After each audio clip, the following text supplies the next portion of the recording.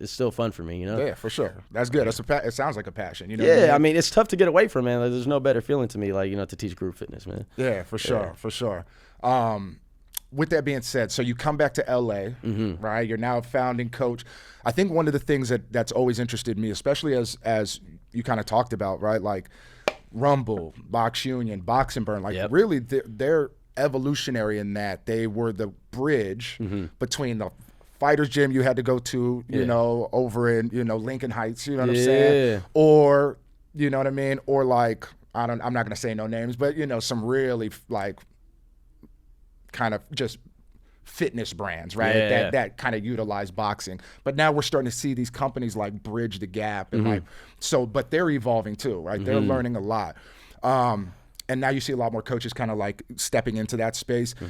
If you had like advice for some of those coaches that are stepping into that world, we talked a little bit about like the, you know, what do you call it, the imposter syndrome and things of that nature, because we know they're pulling coaches from all different modalities into this space. What's some of the advice that you got for coaches stepping into that? Man, obviously there's coaches that are going to come from the, you know, perspective like, all right, I'm a boxer myself and I see people making money and generating revenue in this space, boutique fitness, and I'm a boxer, a competitive boxer, and I want to be a part of this. There's a level of arrogance that comes with it, I feel like, because I had the same thing, and I was like, dude, why would I respect somebody who doesn't even box? They're over here like, you know, teaching group fitness, boutique fitness. Like, come on, man, like, give me the microphone.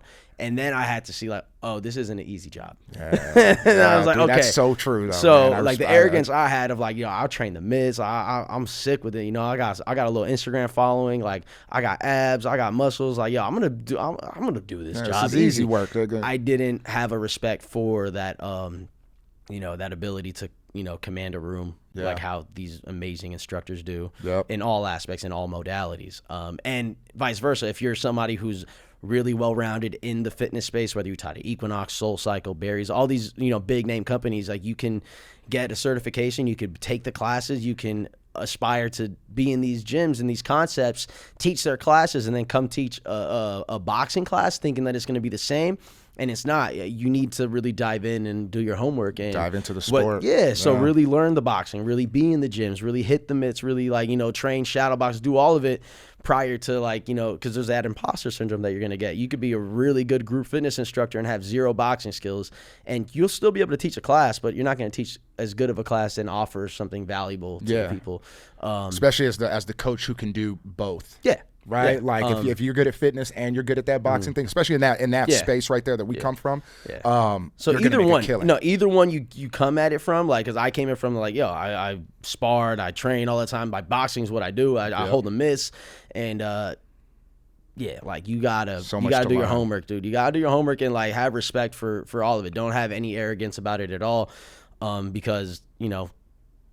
Yeah, you got to be able to deliver something that's going to be authentic to people. For sure. You got to, and man, you hit it on the head. I tell people all the time, and you know, for the last company, like, if I would have been there, you know, just 2 years later, I wouldn't have even made it through the training program. You know, as they started to accelerate it and condense it, they trained me for like 6 months. Same. You know what I'm saying? I wouldn't have made it. I wouldn't have made it because I didn't have that like performative aspect of it. And so, I mean, I think you hit it on the head, bro, which is, you have to come into this game, no matter where you're coming from, whether it's you coming from a Soul Cycle or whatever, Barry's, or if you're coming from, you know, the fight side of it, whatever it is, whenever you're moving into that higher level of space, right, where you know you can make more money, you got to come in with a level of humility because there's definitely something you have to learn, or else you would have already been there. Yeah, facts. Like, you know what I'm saying? Even to this day, like there's trainers that, like, you know, I may have surpassed, like I may fill up the room easier than they do.